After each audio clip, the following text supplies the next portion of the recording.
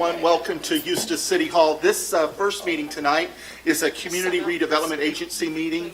It is Thursday, May 20th, 5:45 p.m. Mary, is there a quorum present? Proper notice been given? Yes, sir. Thank you so much.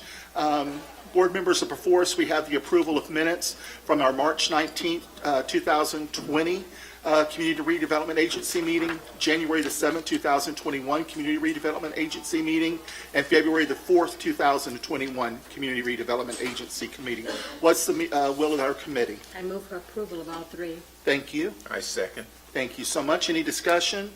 Not hearing any. Roll call, please. Ms. LaHoop Smith? Aye. Ms. Cobb? Aye. Mr. Hawkins? Aye. Ms. Lee? Aye. Mr. Holland? Aye. Welcome, Gail. Yes. Tom. Good to be here. It's been a while. Yes, ma'am. Good evening. First, we have two items on the agenda. I'll go through these pretty quickly. First is the periodic update. So hopefully you can see that. Revenue, actually the intergovernmental revenue, which is the recurring revenue based on the increment created, is actually exceeds budget, and so that's great news. The sale of the Waterman site, we wanted to put that in there as a placeholder. As we negotiate the agreement, we'll see if there is any revenue for the sale of the Waterman site. If there is, it doesn't. If there isn't, it doesn't impact programs. If we do get that revenue, it'll go towards paying down the debt. So we'll see what kind of revenue we derive there, and then interest income. And so income is looking good. Again, hopefully you can kind of see that. Lots of stuff going on.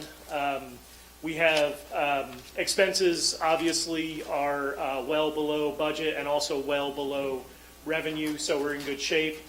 I'll run through kind of some specific things. We do have money in there for Bay Street drainage. We're going to coordinate with DOT on that. That's, you can see on the right there, that's basically a hole in the ground that doesn't drain anywhere, and it backs up when we get a lot of rain. And so we'll work with DOT to correct that as that stretch of road is improved, but we do have some money budgeted. And then also continuing to monitor the seawall, we do have some money budgeted to correct some of the cracking. Again, not a catastrophic failure, but something we'll need to address over time. Housing rehab, we are moving forward. We did only have the Lewis Court project as of April, but as you know, there are several projects in the pipeline, and we'll be reporting on those moving forward. Development incentives, we did do the second payment of $25,000 for the Marina project, and then we have 4 gateway grants through April, and we have more of those rolling in, so lots of activity there. I'm not going to read all of these off, but we've done a lot of street projects in the CRA. Those are all different projects, basically resealing, extending the life, so we're doing a lot in the CRA to extend the life of our roads. And then the former Waterman site, as you know, we did purchase that. We did the RFP. We got the one response from Atrium. We're working with them to negotiate the agreement, and that'll come before the CRA and the City Commission. So that's all I have as far as the periodic update, and then I'll have a brief presentation for you on the annual report. Any questions of Tom? Go ahead. I noticed the streets that you completed. What about Cardinal? It's really in bad shape. I can, I don't think Rick is here. I can check in with Rick and with Joby on Cardinal. It wasn't among those listed. No. But I'll talk to Public Works and see where that is on the program. Okay. Rick, we have a chart that they go by on sealing based on conditions, so we can ask Rick when Cardinal is part of the plan. Because it's much worse than some of those that I've seen that they've done, so Sure. it would be good to Well, it's address based it. on a number of factors, the amount of traffic on it, the current conditions, and okay. other issues, so. Okay, let me know. Sure.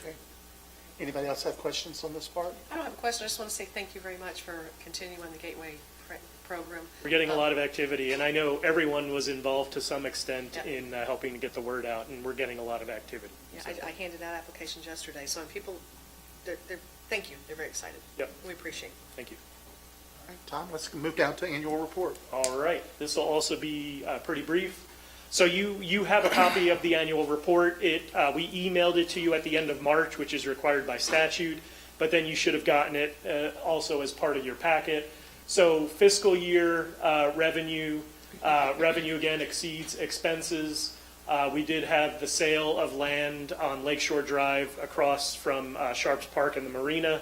That it was purchased by Daniel DiVinanzo and Lake Investment Ventures as parking for the marina, and then possible expansion of, or possible redevelopment of Sharps Park.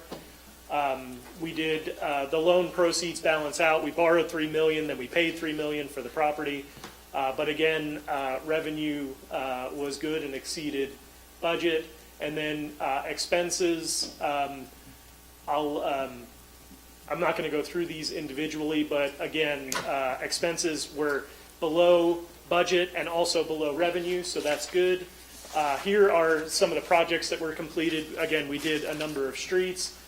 We did have the one complete housing rehab, and then we rolled that money forward to this fiscal year. We engineered some of the work on the seawall.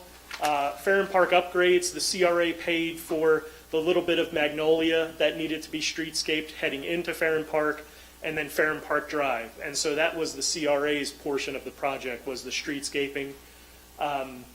We have upgraded streetlights. Development incentives, we made the first payment for the marina project last fiscal year as part of this report.